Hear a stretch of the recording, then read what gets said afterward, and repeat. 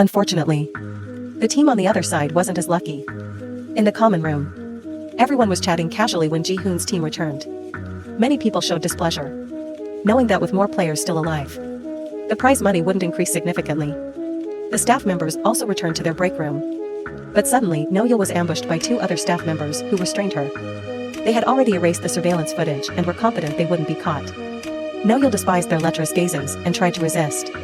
But it was futile. They warned her that the deputy leader would no longer protect her if she continued interfering with their work. And they wouldn't spare her. The results of the second game were announced. 110 players were eliminated, adding up to 11 billion Korean won, raising the total prize money to 20 billion and 100 million Korean won. The current number of players was 255, meaning each would receive nearly 79 million Korean won. This disappointed many, as risking their lives twice had yet to yield 100 million Korean won. Some even suspected the organizers had miscounted the number of eliminated players. As usual, after the announcement of the prize money, the voting session began to decide whether to continue or go home. This time, the voting started with player 001. The leader chose to leave, while player 007 decided to continue. The elderly woman, player 149, was deeply disappointed when her son chose to keep playing. Observing the current votes, it was evident how terrifying the lure of money could be. Despite narrowly escaping death and witnessing the loss of hundreds of lives, many couldn't resist the temptation to risk it all for more money. Ji-hoon wanted to stop them, but the leader spoke first, persuading everyone to prioritize staying alive. He reasoned that as long as they were alive, they still had everything. But if they died in the next game, they'd have nothing. Player 100 quickly interrupted, arguing that for people like him with billions in debt, tens of millions meant nothing. He pointed out that they had earned 25 million from one game, 70 million from another, and with one more effort, they could have at least 200 million Korean won in hand. Meanwhile, player 095 burst into tears, begging them to let her leave. She pleaded, saying she didn't want to die, not wanting those intending to continue to be swayed. Player 226 encouraged those who had not yet voted.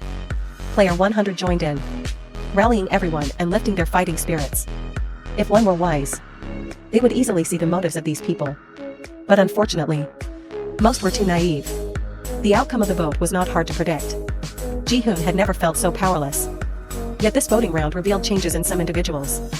A few people, like Yoonbi, changed their minds and chose to continue, while others decided to stop.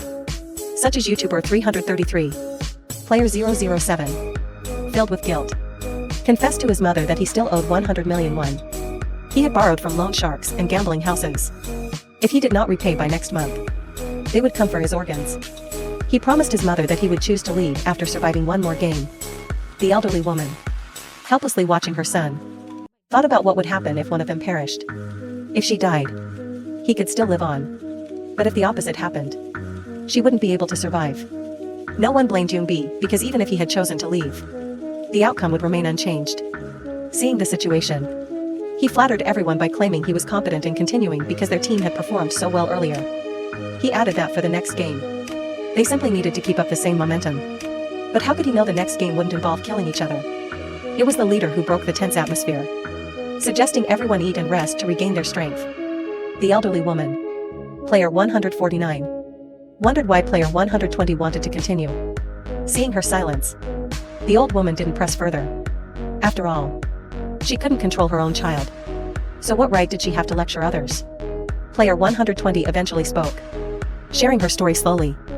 She was a soldier whose life had changed after she decided to transition. Her mother cried a lot.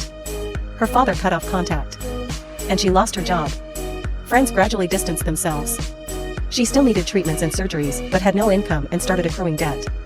Though she felt free, her life became much harder. Player 120's plan was to earn enough money to move to Thailand and start a new life, which was why she was determined to play one more game. At bedtime, Ji-hoon chose not to sleep on his bed but moved under it instead.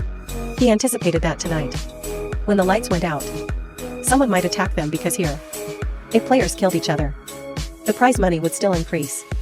Everyone thought he was overreacting because they had not experienced that one night when 10 people died in fights. Ji-hoon wanted the 5 of them to take turns keeping watch, with him volunteering for the first shift.